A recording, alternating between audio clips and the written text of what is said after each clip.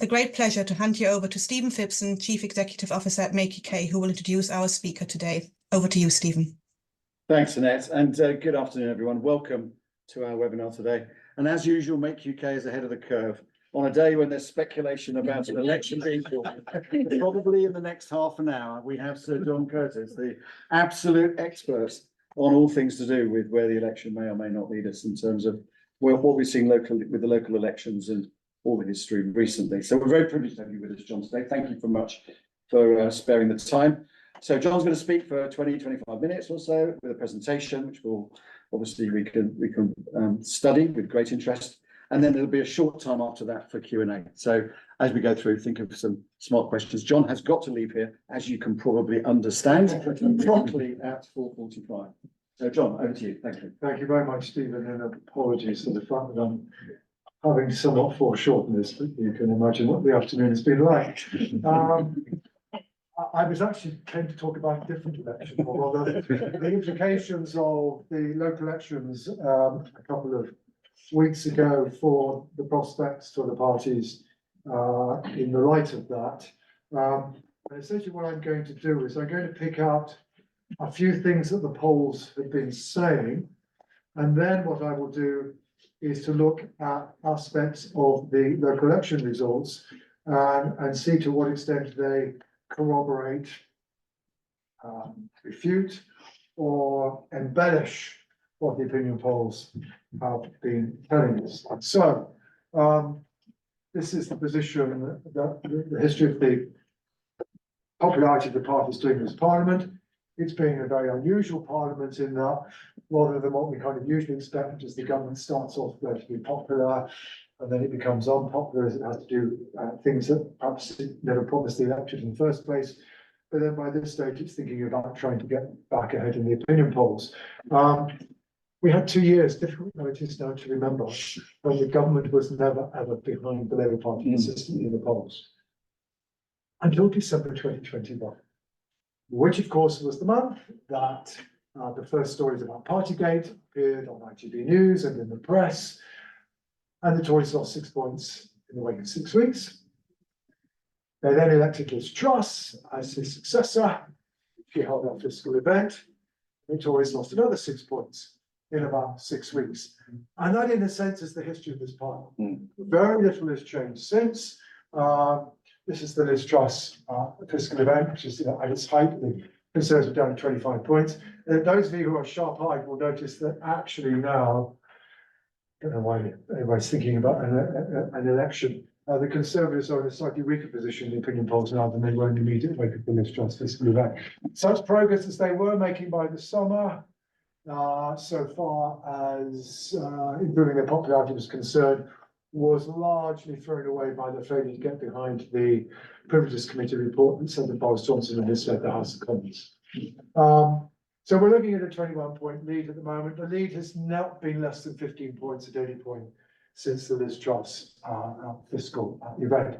The one thing that's changed since is that the Conservatives now find themselves not only with competition to their left, but also competition to their right. Reform UK have risen really ever since the government started talking about immigration in November. And now actually, as this slide shows you, Reform UK are now picking up more from people who voted Conservative in 2019 than are Labour. That's the one thing that's changed since the Liz Truss fiscal event. So the Conservatives are now still losing pretty heavily to Labour, around 1 in 6 of their voters, but now it's around 1 in 5 of their supporters who are switched to Reform UK. And that's an important message that we'll come back to when we are interpreting the local elections. Not only are the polls pretty pessimistic for the Conservatives in terms of vote shares, they've also been pessimistic in respect of what's happening to the geography of Conservative support. This is the now infamous YouGov poll for a somewhat shadowy Conservative organisation. It was published in January. And what I've done with that is to get into the innards and shows you what that poll was estimating was the change in party support in constituencies which were nominally Conservative Labour marginals, those which were safer, those which Labour already held, and those which were Conservative LD contests.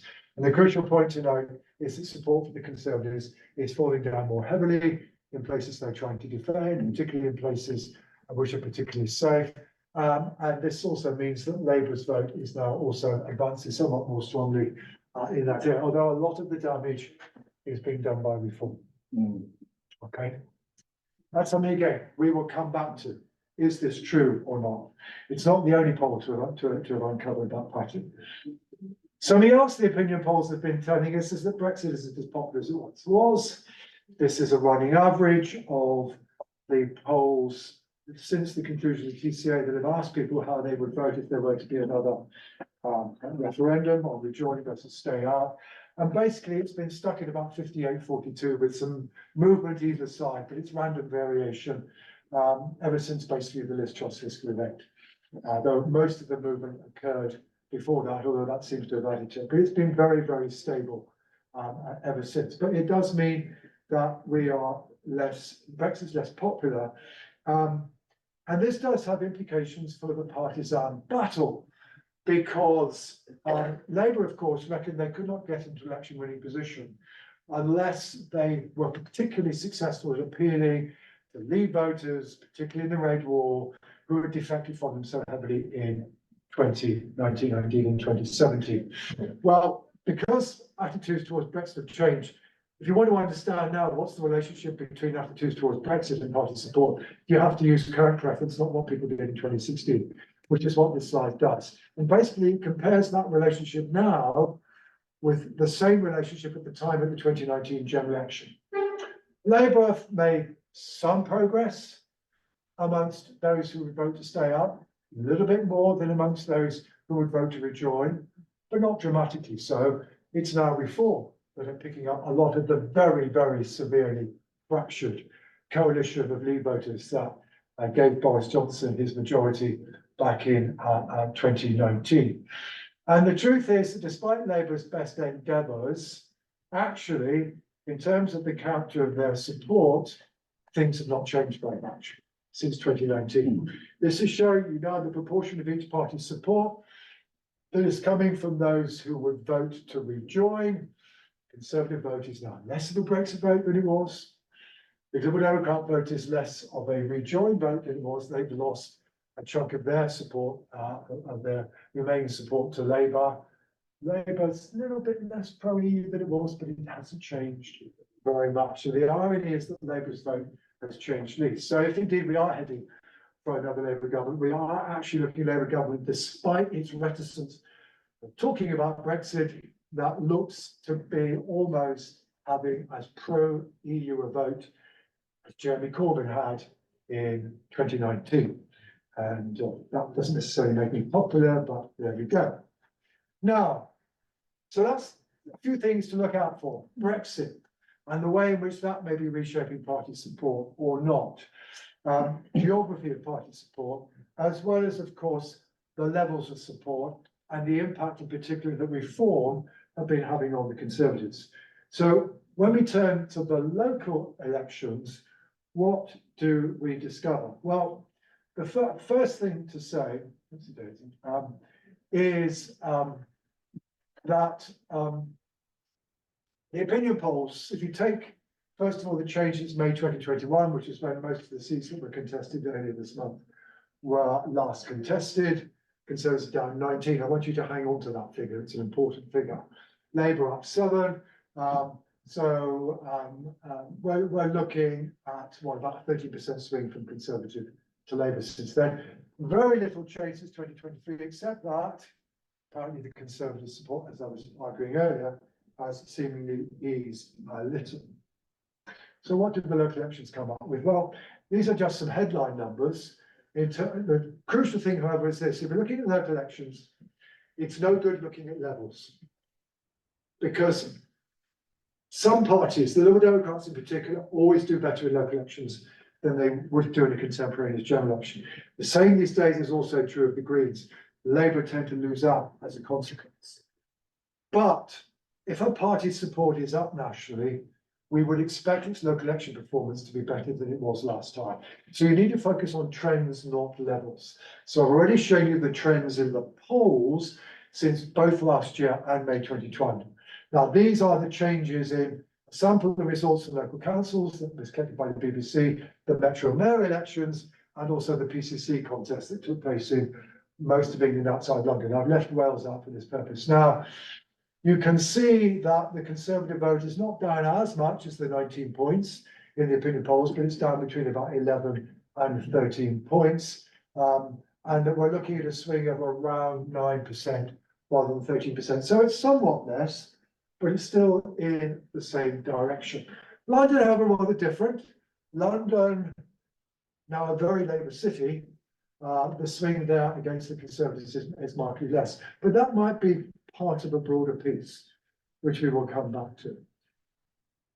Now, one of the games that psephologists like me play on election night is to say, well, what would have happened if the whole country had had local elections on the same day, which never ever happened in England, and everybody had the chance to vote Conservative, Labour, or Democrat? What would the result have been? And as you can see, Labour is certainly not at the 43, 44% they are in the opinion polls, more like 34%. The Democrats doing much better, 17% as opposed to about 10% in the polls. But notice, first of all, Labour basically holding their own, maybe down very slightly, which is what the opinion polls have been saying. The Conservatives down a little bit, though maybe not as much as the opinion polls are saying. Here is the rise of smaller parties, particularly the Greens, because they fought the local elections on a widespread basis. We're back to the level for others that we had in spring 2019, before the general election, when the Brexit Party and the Democrats were popular. And clearly, since 2019, again, big decline in Conservative support, but again, not necessarily on the scale of the opinion polls. However, point one, the local elections affirm the message of the general election polls that the Conservatives are losing ground more heavily in places where their vote was previously strongest. All right, this is dividing the local council results up into wards according to the strength of the Conservative vote last time in those wards. These are the wards where the Conservatives were strongest. This is where they were weakest. And you can see the more Conservatives there were to lose, the more that were lost. This is arithmetically almost inevitable if your vote is 22 points down on what it was at the last general election. There are about 80 constituencies where the Conservatives did not get 22% of the vote back in 2019. So that message is affirmed. The second thing which you don't pick up from opinion polls, because decisions to vote tactically happen relatively late in the day, but it was there in last year's local elections, and again it's there in this year's local elections, that there is a minority, it's a relatively small minority, but it's potentially a crucial minority of voters who seem to be willing to vote for whichever of Labour or the Democrats are best able to win locally. So what you should notice is that Labour, so this is dividing wards up according to who was first in the case of the Conservatives, who also was second. Labour's best advance is in wards where they were starting off second to the Conservatives. The Liberal Democrats performed most strongly in wards where they start off second to the Conservatives. And there's essentially about a 3-point split here. Labour's vote is it's about 6 points lower here. And Liberal Democrats are about 5 to 6 points better than they are here. That's almost undoubtedly a body of voters voting tactically against the Conservatives. When it comes to converting votes into seats, losing ground above all in places where you're previously strongest under our electoral system, bad news. Tactical voting of this kind, more bad news. So the evidence of the MRP polls, which can't pick this up, but the broader message that the geography of party support will not necessarily be as advantageous to the Conservatives as it was in 2019, at the end of which we were saying Labour might need a 13, 14-point lead just to get an overall majority of one.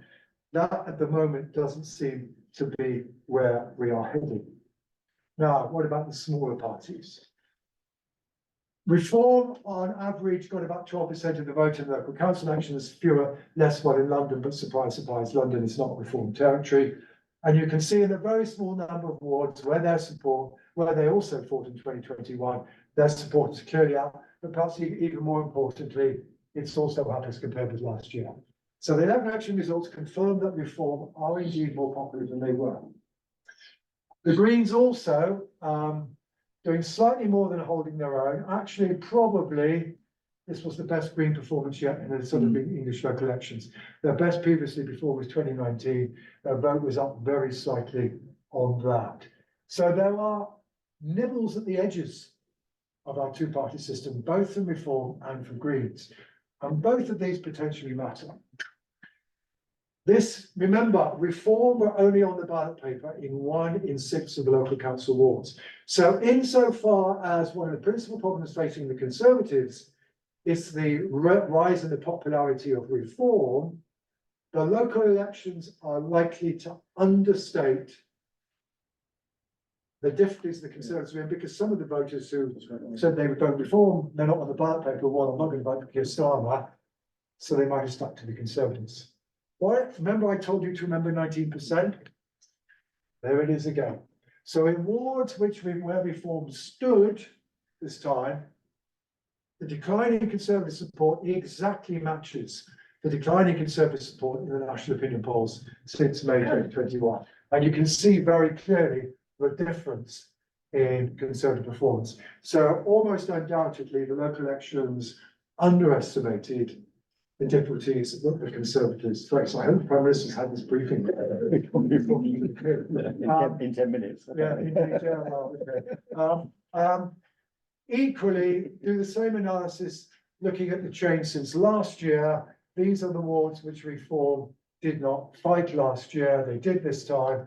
Conservative support down 5 points, almost the same as the 6-point drop nationally in the opinion polls. And it's not so bad, particularly in the places where Reform weren't fighting. I mean, all the parties are down a little bit, but that's it. Okay. So once you look at the wards where Reform are fighting, you see a picture that is very, very similar to what the national polls would anticipate. Not, however, while Keir Starmer was right that people seem to be using the local elections to vote for change, the answer in terms of who do you vote for to demonstrate the change you want, that was not always Labour, much as Sir Keir Starmer tried to argue it. First of all, these are the wards where Green support went up most strongly, up by about 10 points or more on 2021. This is where the Green support was down or they weren't fighting this time. And you can see that Labour were losing ground in wards where the Greens were performing well, whereas in most places they were gaining ground. Some of these places are places where voters use the Greens in order to protest Labour's stance on Gaza. So if there wasn't a strong independent candidate standing on an anti-Gaza platform, then it was sometimes the Greens that were the ones in profit. Conversely, one thing the Conservatives do not seem to have to worry about is the Greens, or at least the Greens. A strong Green performance doesn't seem to make much difference. But I also kind of said, well, what about Brexit? So one of the things Labour Party is very, very keen to do, as I said, is to strengthen themselves, not just amongst Leave voters, but in places where there were a lot of Leave voters, in the hope of improving their electoral geography, which seems to be happening anyway. Well, it's certainly true. This is, first of all, looking at the change since 2021. These are places that were basically less than half of people voted Leave in 2016, according to estimates. This is where more than 60% did.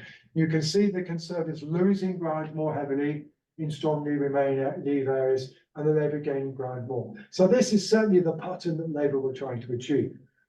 But this does not mean that the legacy of Brexit, in terms of its impact on the electoral geography, has entirely disappeared.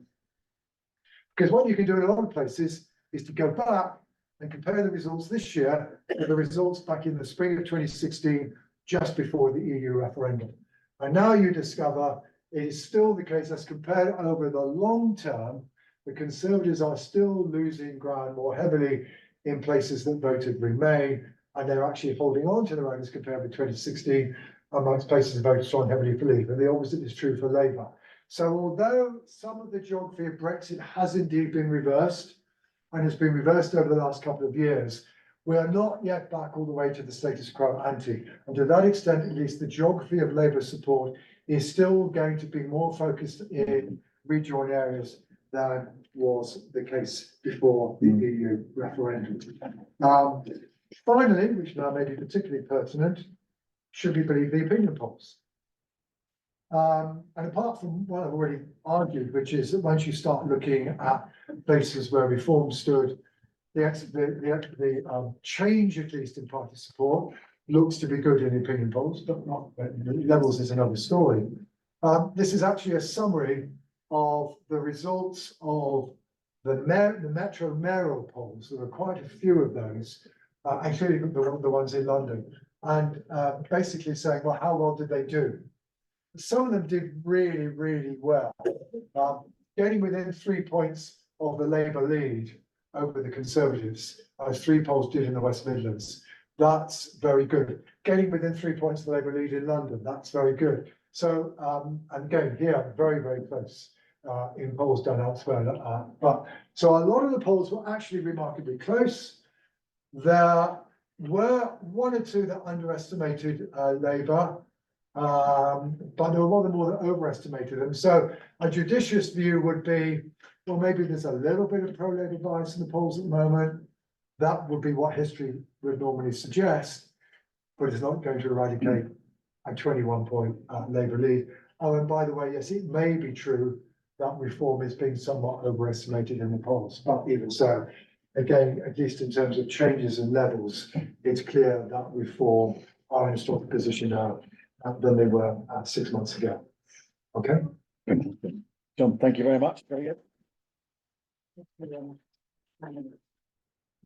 Few minutes of Q&A if you want to take a seat, John. Well, sure. I just hope, well, you should be actually in number 10 briefing the cabinet before this. Not their decision, not their decision at 4:30. Thanks, Mr. Stephen. Just to say that no official announcement yet, but Sky are saying they understand on very good authority it's the 4th of July. Yeah, well, that's exactly what my WhatsApp says. So that shows it there, right? Good. Okay, so we know that. Just for me, first of all, John, I mean, does the old UKIP vote equate to reform? Is that, or is that different now? Can we tell that from the local election? It's pretty much the same. It's pretty similar. I mean, you know, virtually everybody who's backing reform are people who voted Leave, surprise, surprise. And virtually everybody who voted for UKIP voted for Leave. And you are looking essentially at older, socially conservative voters who aren't very happy about immigration. I mean, part of what seems to be going on, it's not necessarily that immigration is the thing that has peeled people away from the Conservative Party. There are a lot of Conservative voters who are unhappy about immigration. Now, there are a lot of Conservative voters who are unhappy about the outcome of Brexit. But that on its own doesn't seem to be what breaks their tie with the Conservatives. It's the economy and the NHS, which are the crucial difficulties for the government. But that what is the case is that if you are unhappy with the Conservatives and you still believe in Brexit and you're also unhappy about immigration, you tend to go to reform. If on the other hand, you're upset about the NHS and you're not so concerned about Brexit and immigration, you've wandered off to Labour. So it seems to affect the destination as much as the origins. And your thoughts on Scotland, which obviously would be critically important for Labour? Well, not if the UK-wide polls are correct. It will be irrelevant. But you know, maybe things are going to narrow between now and the 4th of July. So basically, at the moment, I mean, Labour had revived in Scotland long before the SNP got into difficulties. Yeah. For exactly the same reasons they revived south of the borders, Boris Johnson and Liz Truss.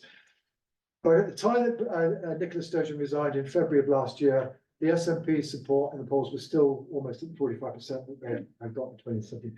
Since then, it's gone down. It went down during the leadership contest. It ended up being 5 points lower by the end of that, and Mr. Youssef declared the leader.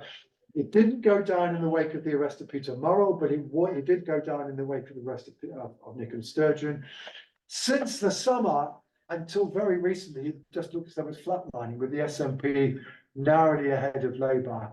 Then before Youssef made his fatal move with the Greens, it's beginning to slip again. And since then, the polls have been done since that move, at the moment have Labour about 5-6 points ahead. Yeah. Now, given the actual geography in Scotland, that could easily mean 30 Labour seats, maybe only a dozen for the SNP. But it's all very, very marginal, very small shifts. because virtually every seat in Scotland will be Yeah. pretty closely contested between Labour and the SNP. So small shifts can make a difference. But essentially, and it's not that support for independence has gone down. This has not changed. Oh, okay. Not changed at all. It's still running at just below 50%. That's interesting. Good. That perception, it has changed. No. It's the SNP that's having difficulty. Not- It's not the idea of independence, right? And basically, it's the SNP as a political institution in which there has been a loss of confidence, including amongst some of the people who would vote yes, who are now saying they're going to vote Labour, or some claiming they're going to vote for the Greens. Fascinating. Great stuff. Thank you, John. So we're now going to throw open to questions from both audiences, the physical audience, and Celia's going to mastermind what we're doing online, I guess. So perhaps do we have a question online from the audience? Celia? Yes. First question, do you think that the need for taking photo ID to polling stations had any effect on the vote this time? It's a subject of quite a lot of controversy, and probably more heat than light. I mean, the answer is that we will only really know when the Electoral Commission do the research, but even then the research gets challenged, because the problem is the Electoral Commission can tell you how many people got into the polling station, didn't have their ID, and then didn't come back again. They keep a record of that.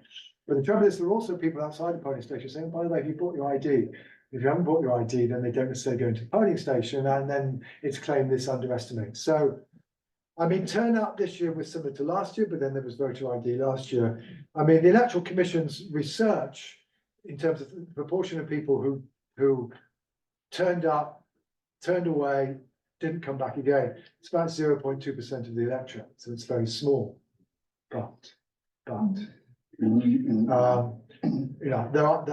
are arguments still going on, although I think now the Conservative Party has perhaps tumbled to the fact that although, I mean, the really controversial bit about it is the fact that it seems to be easier for older people to satisfy the ID requirements than younger people. So a younger person's bus pass doesn't count and an older person's does. And that's caused a certain amount of controversy given the relationship between age and party support. On the other hand, I think it sounds like what the Conservative Party might have discovered is that fewer older people have passports, or they've no longer bothered to keep their passport up to date. And that actually, therefore, the ID requirements are also proving challenging for some older voters, which is not. So lots of controversy. In the end, and then of course the other argument that people have is, but because people knew they would have to have an ID, they never even attempted to go to the polling station. Now, these are all things that are impossible to prove or disprove. I mean, all I can say in the end is that turnout was down a little bit last year from what it was the year before. It's more or less the same this year. It's certainly difficult to prove it's had a big impact. Whether it's had a small impact, but then in making it's probably had a small impact, but whether it's made a small impact, it's made one party worse off than another. Very, very, very difficult to sort out. Do you think this calling of the election on the 4th of July what's your view of that, Tom? Is it helpful? Well, that's my first prediction gone wrong. I was very confident for the 14th of November. Right, here we are. So I frankly find it incredulous. Yeah, it's a strange move, isn't it? Well, I mean, the only thing that one always said throughout all of this was the only reason why you would go is if he's got fed up with it. Well, that's what I've got from 3 ministers today. He's now to become fed up with it. And that's it. So Yeah, it's called the election. But it probably therefore means that he's giving up on the one thing that would otherwise have been his legacy, which is to get the legislation through that would ban smoking. Yeah. I mean, I'm kind of guessing that won't go through the parliamentary wash-up because it's not that far enough down the legislative timetable, and that Labour will want to claim it anyway. Great. Any questions?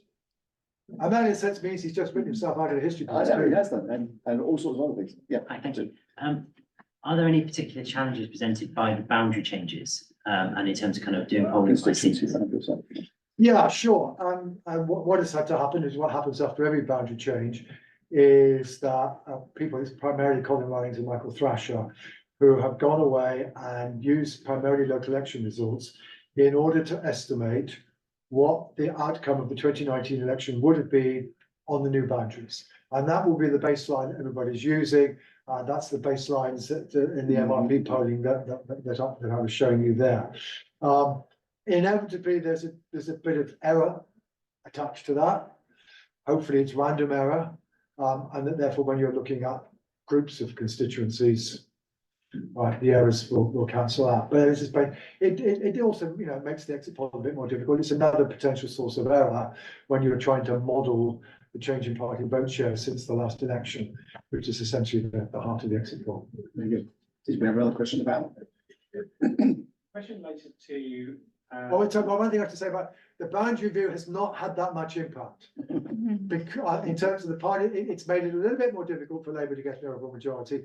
But the crucial thing to realize, well, there are two things to realise. One is that the demographic change whereby people were leaving Labour cities into Conservative suburbs, not all of that's taking place anymore. London is actually gained a constituency, and London is a Labour city. Yeah. So the second is that when the Conservatives won all those red wall constituencies, they won lots of constituencies with relatively small electorates. And some of them have now been boundaried out of existence. Sorry. Extending this on in a couple of weeks' time when there are TV debates, a lot of people haven't made up their minds yet. Some polls are saying 40% of the electorate won't make up their minds until that point. I'd hear your thoughts on that. But also, you're an electorate, you are looking at the TV, you're seeing three party leaders in front of you who are not exactly the most inspirational figures that have faced the electorate for some time.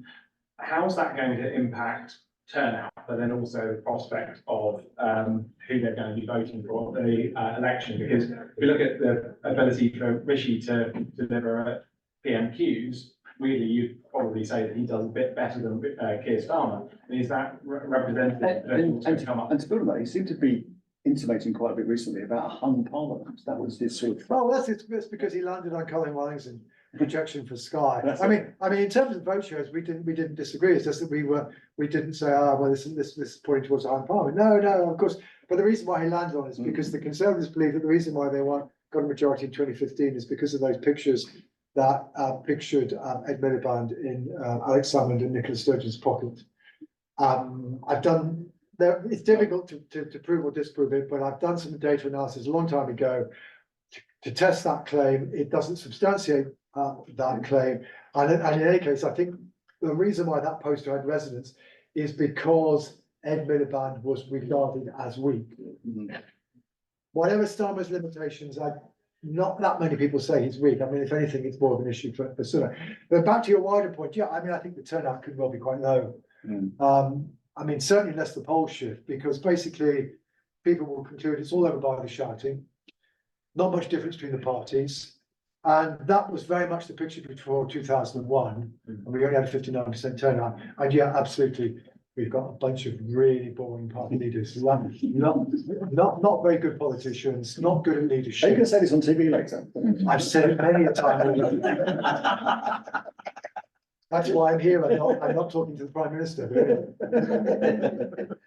Let's take another online question, Celia. We've got one more question, which is quite interesting. It's looking at the low turnout in the local elections. I know obviously mayoral elections, by-elections don't tend to have such high turnout, No. but you know, Greater Manchester, I think voting for the mayor was around 25%, with Rochdale's MP, I think the same in the by-election. Yeah. This person saying that smartphones could offer online voting. So I think it's asking, when do you think UK voting would ever go online? And also, I think, what's your view on first past the post versus proportional representation? That's the next. Yeah, I mean, that's the next, however long, however long gone. But it's sort of, those two coming together with the proportional representation and a different form of voting. Okay, we tried online voting. We tried universe experiments at the turn of the century. The answer is it will not happen unless and until whoever produces the software has an audit trail and it's open source.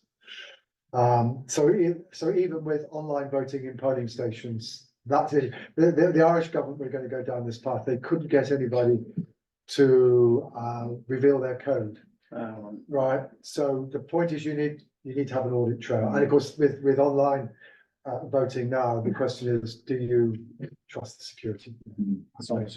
So in the end, the great thing about paper is, so as long as you don't set fire to the ballot box, you've got an audit trail. Yeah. So I think I think online voting is frankly not anywhere in sight in the immediate future. I'm a critic of the single member party system, but not because it's not fair, but because it's not a reliable way of getting choice between alternative governments. In other words, I suspect we're not going to get a hung parliament this time either, but the fact that we got a hung parliament in 2010, we only narrowly avoided one in 2015, got another one in 2017, that wasn't an accident.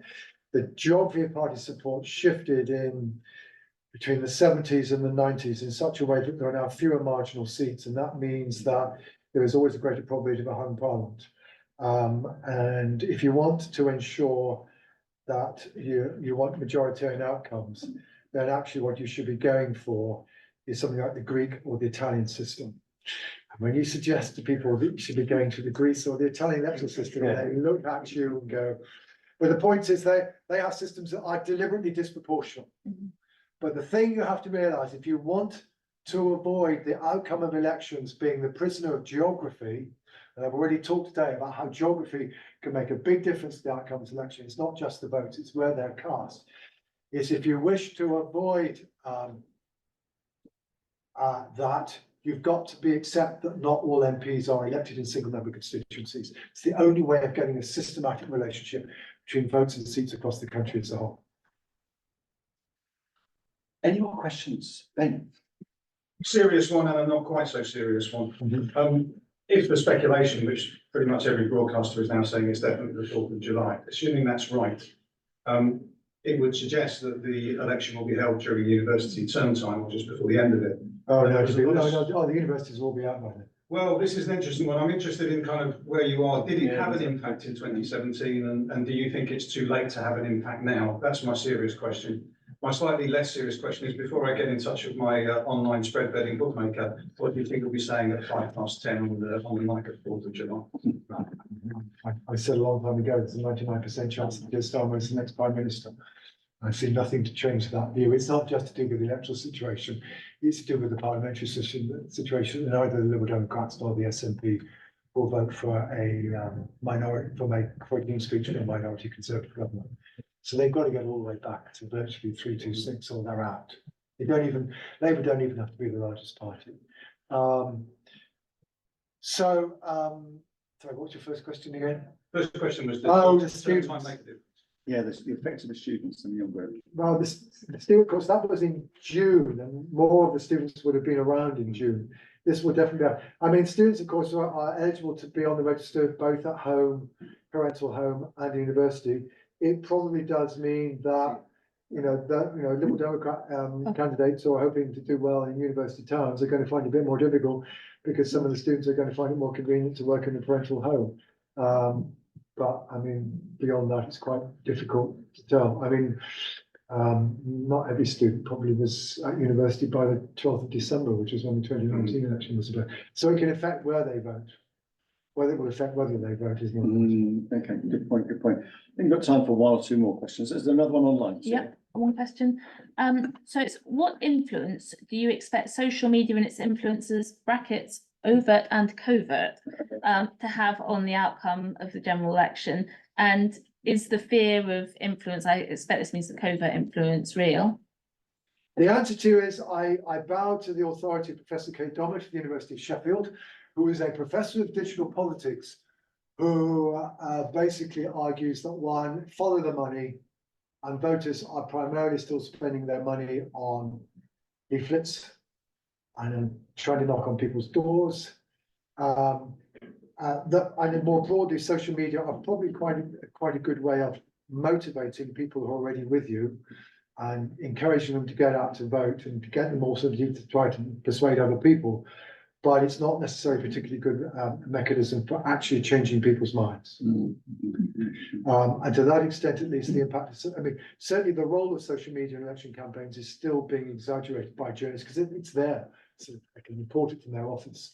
But if you actually look at the money is certainly the recent elections has still been going into much more traditional forms of campaign. Last one. Last question. You mentioned, you talked a lot about the red wall Yeah. in your presentation. You briefly touched upon what's known as the blue wall, Yeah. where the Liberal Democrats Yes, are the major opposition to the incumbent Conservatives. yes. How would you see the landscape looking in? Well, the blue Liberal wall? Democrats are basically betting the farm on the Conservatives doing badly in this election.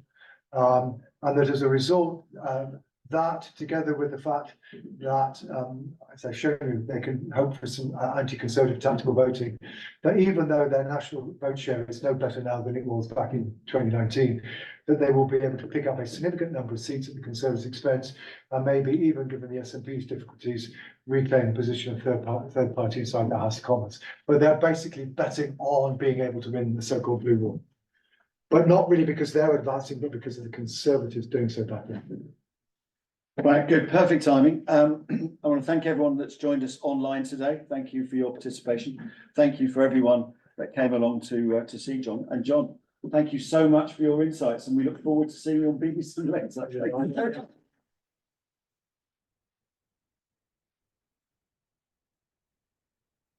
Very good.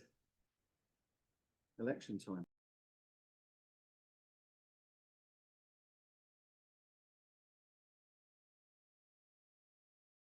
Thank you, everybody, for joining us online.